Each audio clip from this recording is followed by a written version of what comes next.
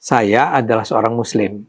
Bahkan mungkin di luar dugaan sebagian orang, saya itu sholat 5 waktu, berpuasa, berzakat, dan bahkan pernah berumroh.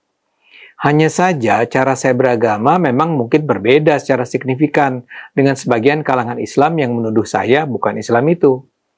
Salah satu yang paling mendasar adalah saya tidak menganggap Al-Quran itu sebagai kitab suci yang perintah-perintah di dalamnya harus dipatuhi secara kaku di masa ini. Saya tergolong orang yang menganggap setidaknya sebagian aturan di dalam Al-Quran itu adalah aturan yang kalau dipahami secara kaku bisa dibilang sudah ketinggalan zaman. Anda harus ingat, Al-Quran itu ditulis 14 abad yang lalu, sementara hukum adalah sesuatu yang sebenarnya membawa konteks zamannya. Karena itu hukum dalam Al-Quran harus pertama-tama dipahami dalam konteks abad ke-7 Masehi. Jadi wajar kalau ada aturan dalam Al-Quran yang saya anggap sudah tidak perlu lagi kita patuhi secara literal. Saya rasa pemeluk agama Kristen pun begitu. Kalaulah ada aturan dalam Alkitab yang nampak tidak sejalan dengan perkembangan zaman, itu sangat mungkin terjadi karena Yesus menyebarkan ajarannya pada 21 abad yang lalu. Tapi saya tidak mau terlalu jauh berkomentar tentang Kristen atau agama lain. Terus terang saya takut salah. Dan bisa berabe jadinya kalau saya salah berkomentar tentang agama di luar yang saya pelajari mendalam. Akan halnya soal Islam, saya bisa dengan cukup yakin dan percaya diri berbicara. Kembali ke pokok persoalan. Saya merasa saya harus memahami dan mempraktekkan ajaran Islam dengan cara yang taruhlah saya sebut sebagai kontekstual, sesuai konteks. Jadi apapun yang diajarkan dalam Al-Quran harus dibaca sesuai dengan perkembangan zaman dan perbedaan lokasi. Bila kita mendekati agama dengan cara itu, saya yakin agama tidak akan lagi jadi sumber perpecahan dan konflik seperti yang selama ini lazim terjadi. Jujur, saya mengatakan bahwa di dalam Al-Quran memang ada ayat-ayat yang secara eksplisit memerintahkan umat Islam untuk menerapkan hukum Allah yang diturunkan di Al-Quran.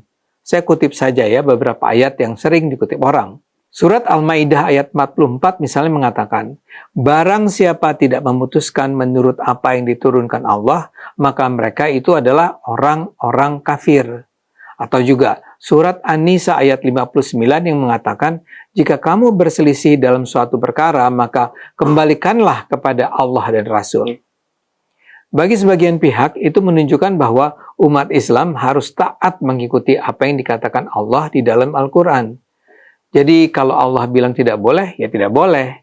Kalau Allah bilang lakukan, ya lakukan.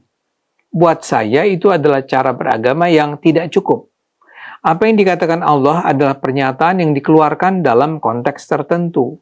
Apa yang dikatakan Allah bukanlah perintah yang harus dijalankan sepanjang waktu. Kalau konteksnya sudah berubah, perintah itu dengan sendirinya tidak lagi berlaku. Jadi saya paham bahwa sebagai umat Islam, saya harus mengikuti apa yang diturunkan Allah. Tapi apa yang diturunkan Allah itu memerlukan tafsiran yang sangat beragam. Saya sendiri sebenarnya tidak datang dari latar pendidikan Islam yang ketat. Bisa dibilang, saya baru tertarik untuk mempelajari Islam sejak saya kuliah. Itu pun bukan dari lembaga pendidikan formal Islam. Saya belajar dari buku, dari majalah, dari diskusi, dari mengikuti ceramah keagamaan dari guru yang berpikiran kritis. Tapi saya cukup serius. Buku-buku Islam di rumah saya menempati ruang yang cukup luas. Dan karena saya banyak membaca itu, saya jadi tahu bahwa ada banyak aliran pemikiran yang bisa sangat berbeda satu sama lain. Kalau mau disederhanakan, ada dua corak pandangan utama dalam memahami ajaran Islam. Pandangan literal atau formalistik, dan pandangan kontekstual atau substantif. Yang memiliki pandangan literal akan cenderung memandang apa yang disebut sebagai hukum pidana, waris, keluarga, dan sebagainya berlaku tetap dari dulu sampai sekarang, sampai kapanpun. Bagi mereka, hukum Islam itu idealnya tidak boleh diganti oleh sistem hukum buatan manusia. Dan negara ideal adalah negara yang menjalankan syariat atau hukum Islam secara formal. Mereka yang berpikiran begini adalah mereka yang misalnya percaya bahwa hak waris perempuan adalah setengah dari hak waris pria. Atau pria berhak memiliki 4 istri, sementara istri hanya boleh menikah dengan 1 suami. Nah, saya condong pada pandangan berikutnya yang disebut sebagai pandangan kontekstual atau substantif.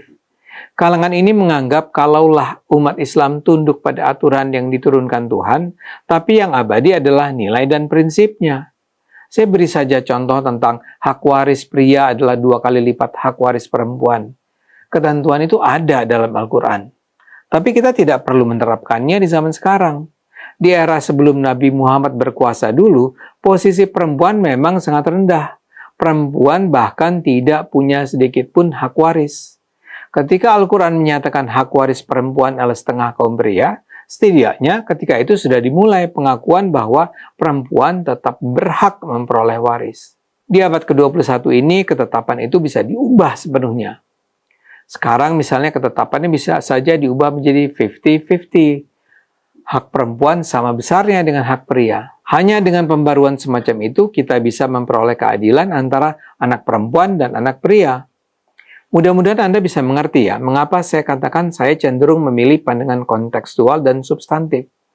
Saya percaya agama itu harus membawa kedamaian, kebaikan, kesejahteraan bagi umat manusia. Ini bukan cuma Islam ya, tapi juga agama Kristen, Katolik, Hindu, Buddha, Konghucu, Yahudi, dan juga agama-agama asli di Indonesia seperti Sunda Wiwitan.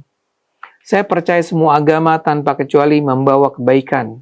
Karena itulah kalau ternyata di dalam sebuah agama ditemukan ajaran yang justru membuat keterpecahan di tengah masyarakat, maka kita bisa memiliki 2 keyakinan tentang agama itu. Pertama, mungkin saja itu memang agama palsu. Kedua, ajaran itu disalah-tafsirkan. Karena itu kita harus selalu berhati-hati dalam beragama. Tidak bisa hukum atau aturan yang termuat di kitab suci yang ditulis pada 14 abad atau 20 abad yang lalu begitu saja diterapkan di saat ini. Sebagai bagian dari umat Islam, saya bisa menemukan ada banyak ayat Al-Quran yang kalau dipahami secara literal dengan mengikuti begitu saja apa yang dikatakan di situ akan membawa penderitaan, perpecahan, permusuhan. Sebagai contoh ada ayat Al-Quran yang menunjukkan permusuhan dengan kaum Yahudi. Dalam surah Al-Ma'idah ayat 82 dikatakan bahwa sungguh engkau akan mendapat orang yang paling keras permusuhannya terhadap orang beriman adalah orang-orang Yahudi. Ayat semacam ini jadinya sering dijadikan dasar bahwa Al-Quran menyatakan Yahudi sebagai musuh umat Islam. Ketika saya pertama kali mempelajarinya, saya merasa ayat ini sangat tidak masuk di akal. Yahudi itu kan juga ciptaan Allah. Dan agama Yahudi juga membawa ajaran-ajaran Allah. Jadi mengapa Yahudi harus jadi musuh Islam? Belakangan ketika saya mempelajari latar belakang turunnya ayat tersebut, saya menemukan penjelasan bahwa ayat ini turun dalam konteks politik dan militer di Madinah. Ketika sebagian komunitas Yahudi, bukan semuanya ya, bersekutu dengan musuh-musuh Muslim. Jadi ini adalah penggambaran sejarah, bukan perintah normatif untuk memusuhi semua Yahudi sepanjang masa. Penjelasan di atas ini saya sampaikan untuk menjelaskan mengapa saya tidak memandang hukum dan aturan yang termuat dalam Al-Quran harus diterapkan secara kaku sepanjang masa. Setiap perintah dan aturan itu harus selalu ditinjau berdasarkan logika akal sehat dan relevansinya dengan kebutuhan umat manusia di masa ini. Ini saya gunakan sebagai pembuka rangkaian video saya di bulan Ramadan ini yang akan banyak bercerita soal ajaran agama. Saya merasa ada begitu banyak penyalahtafsiran dan penyalahgunaan agama yang mendorong masyarakat untuk menjadi terbelakang, penuh dengan kebencian dan permusuhan. Kita harus bersama-sama mengoreksinya. Ayo gunakan akal sehat, karena hanya kalau kita gunakan akal sehat, Indonesia akan selamat.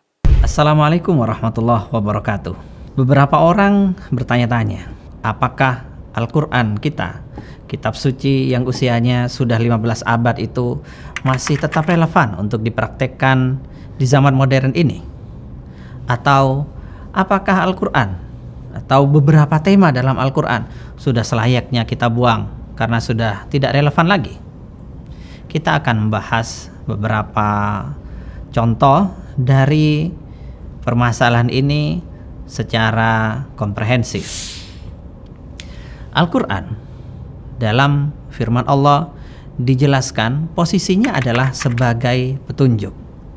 Allah berfirman, "Dzalikal kitabu la raiba fihi hudan lil muttaqin."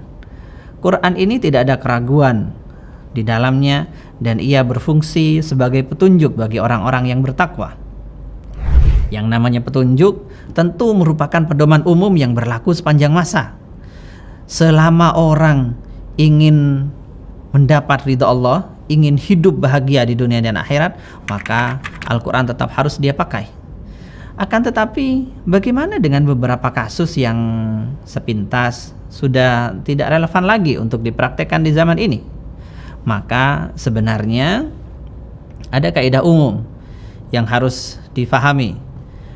Kaidahnya adalah al-ibrah bi umumil lafzi la bi khususis sabab. Yang menjadi pedoman adalah keumuman lafaz, bukan sebab-sebab khusus yang melatar belakangi lafaz tersebut. Jadi misalkan ketika ada suatu perbuatan, suatu tindakan, suatu kejadian di masa lalu yang menjadikan Al-Quran turun untuk meresponnya, maka yang menjadi pedoman bukanlah tindakan atau kejadian yang parsial, yang khusus untuk konteks masa lalu tersebut, tetapi adalah keumuman lafadznya. Sehingga selama lafadz itu umum, berlaku umum, maka harusnya itu tetap dipakai. Ini yang menjadikan Al-Quran harusnya bisa tetap diterapkan sebagai sebuah pedoman hingga kapanpun. Kita ambil beberapa contoh. Misalkan dalam surat Al-Anfal ayat 60, Allah Subhanahu wa taala berfirman, wa'iddu lahum mastata'tum min quwwah wa min ribatil khail turhibuna bihi aduwallahu aduwakum. Persiapkanlah dengan segala kemampuan kalian untuk menghadapi musuh dengan kekuatan yang kamu miliki. Tidak dijelaskan di sini apa kekuatan itu. Pokoknya kekuatan. Wa min ribatil khaili, dan juga dari pasukan berkuda yang tujuannya adalah untuk menggetarkan musuh Allah dan musuhmu. Dalam konteks ini ada suatu hadis Nabi menafsirkan kata kuwah atau kekuatan itu dengan ar-ramyu. Jadi Nabi bersabda, ala innal quwata ar-ramyu. Kekuatan yang dimaksud di situ adalah memanah atau kekuatan serangan jarak jauh pada saat itu dengan panah tentu saja. Apakah lantas kita dapat artikan bahwa ayat ini sudah tidak relevan? Karena zaman sekarang sudah nggak pakai panah, zaman sekarang sudah memakai yang lebih canggih, ada senjata, pistol, ada kemudian rudal bahkan yang jarak jauh misalkan. Pertanyaannya mudah untuk dijawab, karena spirit ayat itu tidak berbicara soal teknis, tetapi berbicara soal kekuatan secara umum, kekuatan untuk menyerang secara tidak langsung. Ya berarti pistol termasuk, rudal termasuk, dan hal-hal yang lain juga termasuk. Dengan ini relevansi ayat itu tetap bisa kita dapatkan di zaman ini. Kemudian penyebutan kuda misalkan, itu hanya sekedar teknis saja, padahal maksudnya kan tidak harus dengan kuda, tetapi dengan kendaraan tempur, yang kalau di masa itu yang paling canggih adalah kuda, yang paling kuat. Tetapi bisa saja bentuknya yang sekarang berubah dengan bentuk-bentuk yang lain. Jadi dengan sudut pandang seperti ini tidak ada alasan untuk mengatakan tidak relevan. Kemudian apa sih ukuran relevansi itu? Bagaimana cara kita menyebutkan bahwa sesuatu tetap relevan dan tidak relevan? Kita harus melihat bahwa relevansi itu selalu diukur dengan substansi. Patokannya adalah substansi. Apabila suatu hukum atau suatu aturan itu substansi pemberlakuannya tidak berubah, maka aturan itu seharusnya juga harus disebut tetap relevan. Sama seperti misalnya bahan bakar solar. Apakah bahan bakar solar yang ditemukan sekian tahun yang lalu tetap relevan untuk digunakan dalam mesin-mesin zaman sekarang misalkan? Masalahnya bukan soal lama dan tidak lama, tetapi substansi mesinnya itu apa dulu. Kalau memang mesinnya itu masih tetap bisa berjalan dengan solar, maka ya berarti solar tetap relevan untuk digunakan. Meskipun bentuk mesinnya sudah jauh lebih canggih, tidak sama dengan waktu ditemukannya solar di masa lalu. Mesinnya berubah, tetapi substansi mesinnya yang digerakkan dengan solar itu tetap relevan. Demikian juga cara kita memandang Al-Quran. Al-Quran ini berlaku pada manusia. Maka harus kita lihat substansi manusia apakah mengalami perubahan atau tidak. Manusia secara substansi dari dulu hingga sekarang sama sekali tidak mengalami perubahan. Manusia sifat-sifatnya tetap seperti dulu dan sekarang. Ada yang taat, ada yang tidak. Ada yang suka ketertiban, ada yang suka keributan. Ada yang suka mencuri, ada yang suka korupsi, ada yang suka menipu, dan seterusnya. Semuanya tetap, hanya medianya saja yang berubah, alat-alatnya yang berubah, lingkungannya yang berubah, bangunannya yang berubah. Tetapi manusianya sendiri ya tetap manusia sama seperti di masa lalu. Karena itu maka pembahasan Al-Quran tentang manusia, sanksi-sanksi Al-Quran terhadap pidana yang dilakukan manusia harusnya tetap relevan, karena manusianya sendiri tetap sama. Kita ambil contoh, misalkan yang sering diperdebatkan, yang sering dikatakan sebagai hal yang sudah tidak relevan lagi. Misalkan hukuman potong tangan bagi pencuri. Ini sering mendapat kritik. Akan tetapi kita harus lihat dulu tabiat manusia yang suka mencuri apakah sudah berubah dari dulu hingga sekarang. Apa bedanya pencurian di masa lalu dengan pencurian di masa sekarang? Jelas tidak ada perubahan. Manusia ya tetap mencuri, tindakannya ya tetap sama. Yang berbeda adalah teknis bagaimana melakukan pencurian itu, bagaimana alat-alat yang dipakai untuk mencuri, bagaimana prosedur untuk mencuri itu. Semua yang berkaitan dengan teknis ini bukan substansi. Pencuriannya tetap pencurian. Dan manusianya dapat jera dan tidak jeranya itu sama ukurannya. Manusianya tetap sama. Karena itu hukuman pencurian, misalkan potong tangan, itu tidak ada alasan untuk dikatakan tidak relevan. Bukan karena sekarang sudah tidak lumrah atau apa. Bukan seperti itu melihatnya, tetapi harus dilihat dari substansi tindakan tersebut yang masih sama antara dulu dan sekarang. Beberapa orang yang mengkritik hukuman potong tangan dianggap sebagai sebuah hukuman yang sudah ketinggalan zaman misalkan. Mereka melupakan bahwa di era modern ini justru banyak pihak yang tidak menerapkan hukuman potong tangan bagi pencurian, tetapi justru memberlakukan hukuman yang lebih berat. Misal Cina, Korea Utara, Vietnam, dan Laos misalkan. Ini adalah contoh negara-negara yang tidak menerapkan hukum Islam. Mereka tidak memakai hukuman potong tangan, tetapi mereka menerapkan hukuman mati bagi koruptor. Hukuman potong tangan dan hukuman mati itu mana yang lebih kejam? Hukuman mati tentunya. Mereka tidak memotong tangannya, tapi memotong nyawanya. Lah ini artinya apa? Artinya nalar manusia untuk membuat orang jera, orang yang menyebabkan kerugian yang begitu besar supaya jera, itu tidak menolak hukuman yang seberat itu. Bila hukuman mati yang notabene lebih berat masih dianggap relevan di zaman modern ini, maka yang lebih ringan seharusnya tidak dianggap tidak relevan. Kita tahu bahwa hukuman potong tangan ini berat, ya berat. Tetapi alternatifnya apa? Diganti dengan misalkan mencuri sedikit kemudian dihukum sekian tahun di penjara. Apakah hukuman sekian tahun penjara itu lantas lebih ringan? Tentu tidak, karena itu terkait dengan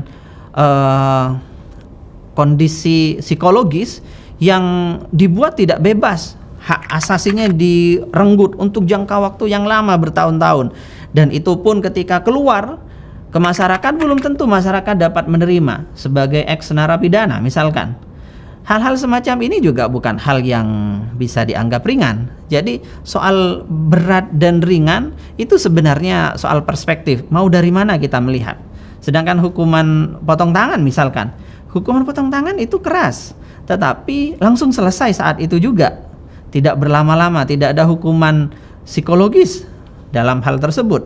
Jadi kalau memang mau dilihat berat atau tidaknya, maka itu tergantung perspektif apa yang ingin dilihat. Tapi yang jelas untuk sampai kepada hukuman potong tangan ini tidak mudah.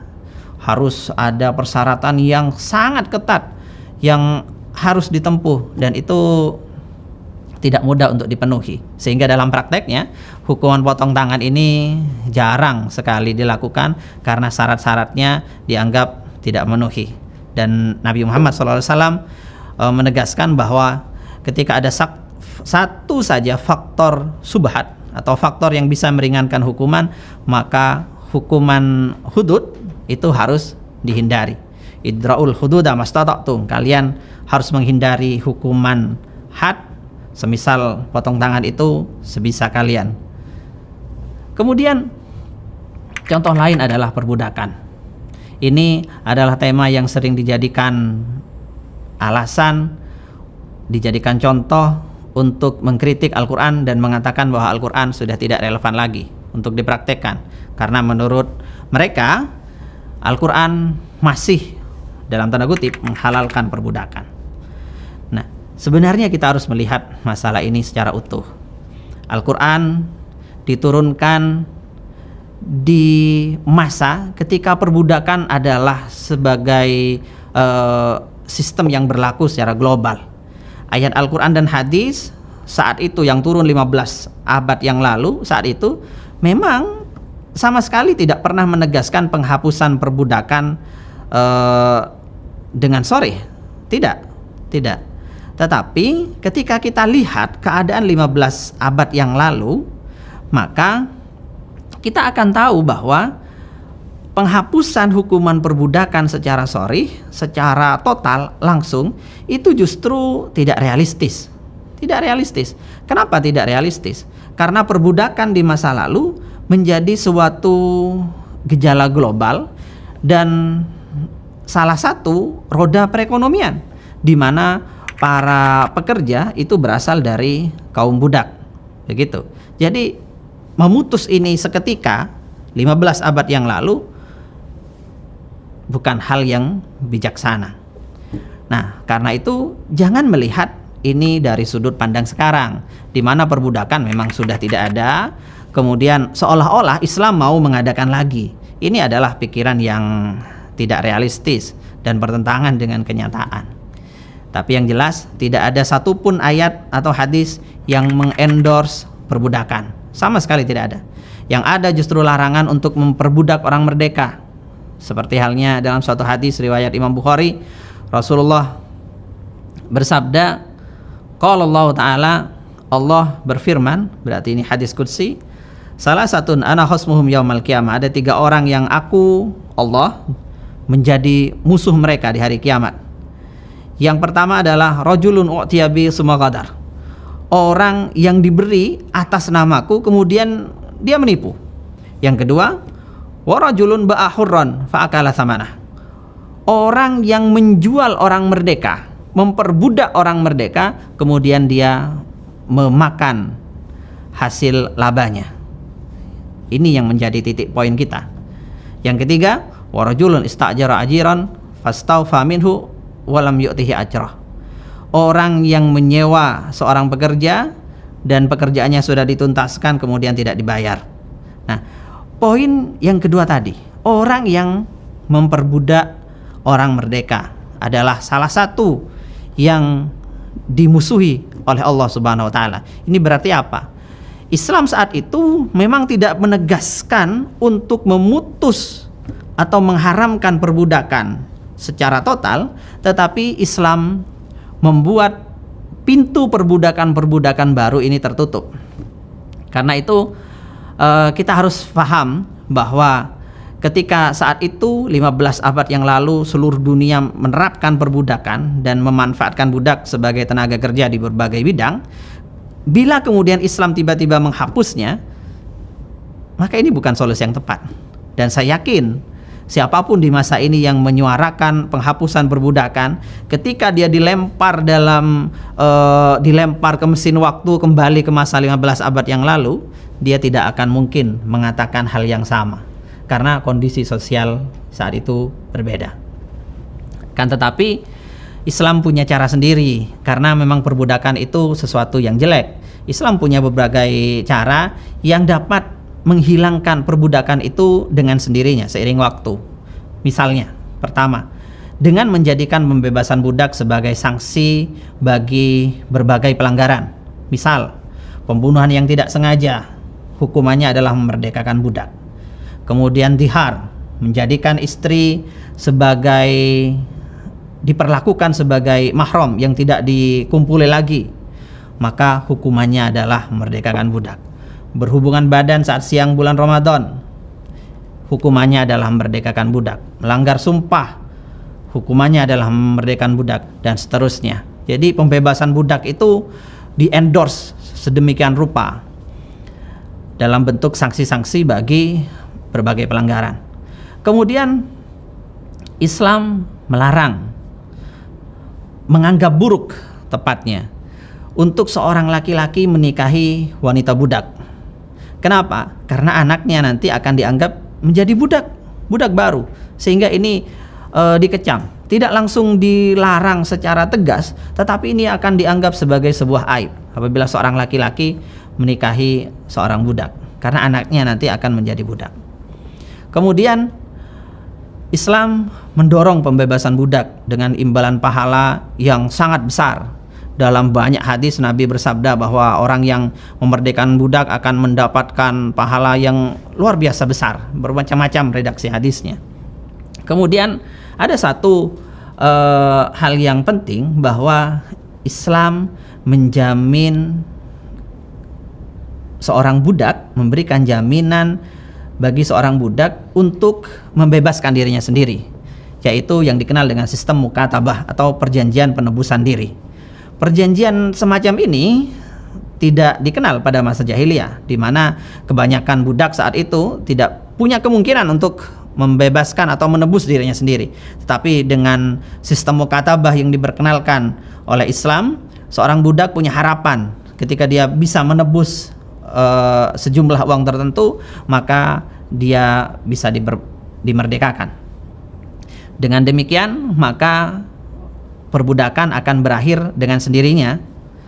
Dan faktanya, ketika dunia sudah menghapuskan perbudakan sudah dilarang di mana-mana seperti sekarang, tidak ada satupun ulama Islam yang mencoba mempertahankan hukum perbudakan, apalagi menghidupkan sistem itu lagi. Tidak ada satupun yang menganggap penghapusan budak itu sebagai bid'ah. Tidak ada satupun yang menganggap bahwa penghapusan perbudakan di dunia sebagai pelanggaran syariat. Tidak ada satupun. Semuanya sepakat. Bahkan semuanya saat ini sepakat bahwa perbudakan itu tidak diperkenankan. Jadi secara faktual bukan pada tempatnya ketika mengatakan bahwa Islam masih menghalalkan perbudakan, bahwa Islam masih mengendorse perbudakan. Itu sesuatu hal yang tidak realistis. Kemudian pertanyaannya yang sering ditanyakan, kalau memang begitu aturan Islam tentang perbudakan, kenapa masih ada aturan perbudakan? Kenapa di kitab-kitab fikih masih ditulis tentang hukum-hukum perbudakan? Perlu diketahui bahwa aturan tersebut tidak digunakan di saat dunia tidak mengenal perbudakan. Jadi kitab-kitab itu semuanya tidak ada satupun yang membahas tentang bagaimana memperbudak orang merdeka supaya aturan-aturan itu bisa dilakukan. Tidak ada satupun. Artinya aturan-aturan itu hanya berlaku apabila kondisi dunia memang mengenal perbudakan. Kalau sudah tidak ada, maka otomatis sudah tidak perlu dibahas sebenarnya. Akan tetapi kita bisa berandai-andai, seandainya kondisi dunia menjadi ricuh kembali, menjadi kembali memberlakukan perbudakan misalkan, dan itu sangat disayangkan dan tidak semestinya terjadi. Tetapi kita bayangkan, andai itu terjadi lagi, maka Apa yang terjadi? Apakah kondisi itu dibiarkan kosong tanpa aturan, ataukah aturan Islam soal tentang perbudakan itu harus dipakai lagi?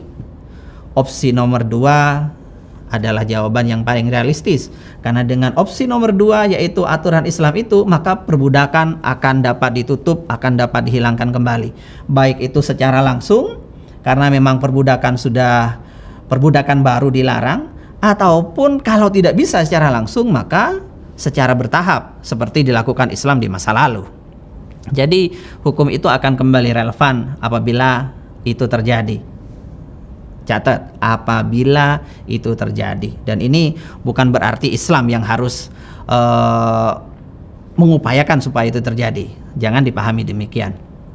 Kemudian perlu diketahui bahwa dalam Islam perbudakan itu mempunyai aturan-aturan yang tidak sama dengan bayangan praktek perbudakan pada umumnya. Islam memastikan bahwa seorang budak tetap mendapatkan haknya. Ini yang kita bicarakan di masa lalu, ya.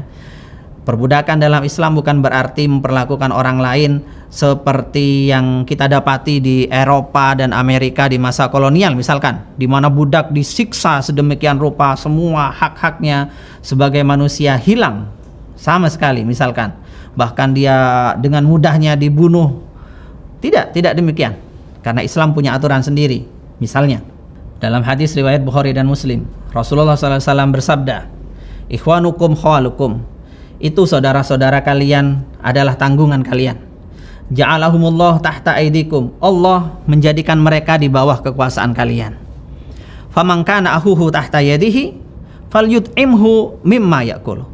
Siapa yang saudaranya, budak dinarasikan oleh Rasul sebagai saudaranya. Siapa yang saudaranya berada dalam wilayah kekuasaannya, artinya dijadikan budak, maka dia harus memberi makan apa yang dimakan oleh dirinya sendiri. Artinya apa? Makanan seorang budak tidak boleh dibedakan dengan makanan juragannya. Wal yulbishu mimma yalbas. Dia harus memberikan pakaian dari jenis apa yang dipakai oleh juragannya. Wala tukallifuhum ma yaglibuhum. Jangan sampai membebani dengan pekerjaan yang mereka tidak mampu. Fa in kallaftumuhum fa'ainuhum. Kalau memang kalian para juragan hendak memaksa budaknya untuk melakukan sesuatu yang berat, fa'ainuhum, maka kalian harus membantu mereka. Ini adalah aturan Islam yang menjadikan budak sebagai tetap manusia yang mempunyai kehidupan yang wajar. Kemudian dalam hadis yang lain, dalam hadis riwayat Imam Muslim, Rasulullah bersabda, "Man latama mamlukahu aw darabahu fa kafaratuhu ayyutiqahu." Siapa yang menempeleng budaknya atau dia memukulnya, maka hukumannya adalah memerdekakannya. Jadi dilarang memukul budak. Kalau emang sudah dipukul, maka hukumannya harus memerdekakan. Dan ini terjadi ketika ada seorang sahabat menempeleng budaknya, budak perempuannya, kemudian dia menghadap Rasulullah untuk membebaskan budak tersebut, dan akhirnya budaknya dimerdekakan. Kemudian dalam surat An-Nur 33 dijelaskan tentang sistem mukatabah, ya, sistem yang memberikan hak kepada budak untuk membebaskan dirinya, seperti yang kita singgung itu tadi. Walladzina yabtaghuna alkitab mimma malakat aymanukum fakatibuhum in alimtum fihim khaira. Kalau memang ada budak yang kemudian menyarankan atau menginginkan perjanjian mukatabah itu, maka kalian turuti saja kalau memang kalian menganggap itu baik. Wa atuhum mimma lillahi alladzi atakum. Berilah mereka uang atau gaji yang sudah diberikan kepada Allah untuk kalian. Sebagian rezeki kalian berikan kepada budak-budak itu supaya mereka bisa menebus dirinya sendiri. Wala tukrihu fatayatikum alal bigha in aradna tahassunan litatagu aradal hayatid dunya. Jangan sampai budak-budak perempuan kalian dipaksa untuk melacur kalau mereka memang ingin menyucikan diri mereka. Jangan sampai motif duniawi kemudian membuat kalian memperjualbelikan budak-budak perempuan kalian. Ini adalah norma-norma yang tidak dikenal dalam sistem perbudakan yang lain. Artinya perbudakan dalam Islam bukan sesuatu yang terjadi di belahan dunia yang lain, di mana seorang budak sama sekali tidak mendapatkan hak-haknya. Nah, lagi-lagi kita berandai tadi, seandainya dunia kembali memberlakukan perbudakan, maka apakah dibiarkan tanpa aturan sama sekali, atau aturan itu, aturan yang lama itu kita gunakan lagi? Jawaban yang lebih realistis adalah aturan yang lama dipergunakan lagi. Tetapi sekali lagi jangan diartikan bahwa perbudakan adalah sesuatu yang didukung atau di-endorse. Tidak. Kemudian contoh yang lain lagi adalah perang. Kenapa Islam masih mengenal perang? Katanya agama damai. Perang itu sesuatu yang kejam. Harusnya sudah tidak dikenal lagi sekarang. Namun pendapat seperti ini bukan sesuatu yang realistis. Karena bagaimanapun perang itu kadang dipertahankan untuk mempertahankan diri. Seperti misalkan dalam surat Al-Baqarah 190, Allah Subhanahu wa taala berfirman, "Wa qatilu fi sabilillahi alladziina yuqatilunakum wa la ta'tadu." Silahkan perangi orang yang memang memerangi kalian dan jangan sampai kalian berlebihan. Innallaha la yuhibbul mu'tadin. Karena Allah tidak menyukai orang-orang yang berlebihan. Artinya perang dalam rangka mempertahankan diri itu wajar, dan ini dilakukan sampai sekarang, saat ini di berbagai belahan dunia di mana ada orang yang dijajah, maka di situ terjadi perang, tapi perang yang diperbolehkan dalam rangka mempertahankan diri.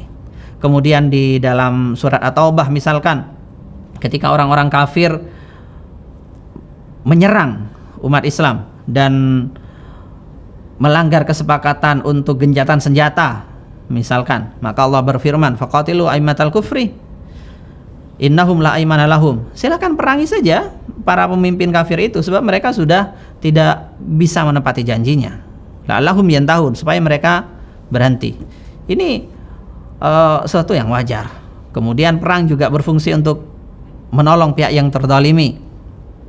Udzina lil ladzina yuqataluna bi annahum zulimu. Diizinkan untuk berperang membela orang-orang yang terzalimi. Ini aturan yang tetap relevan hingga kini. Aturan-aturan ini yang semacam itu, yang menjadi poin-poin itu ternyata sampai saat ini bisa dikatakan tetap relevan, bahkan sampai kapanpun tetap relevan, karena memang berdasarkan dari pertimbangan-pertimbangan yang terukur kemaslahatannya. Beberapa poin penting yang kita ambil adalah manusia sebagai seorang manusia tidak pernah berubah, dan Al-Quran sebagai resep umum bagi penyakit manusia yang dihinggapi oleh manusia tentunya sudah didesain sedemikian rupa sesuai dengan kebutuhan manusia itu sendiri, sehingga seharusnya Al-Quran tetap menjadi resep umum yang relevan hingga kapanpun. Wassalamualaikum warahmatullahi wabarakatuh.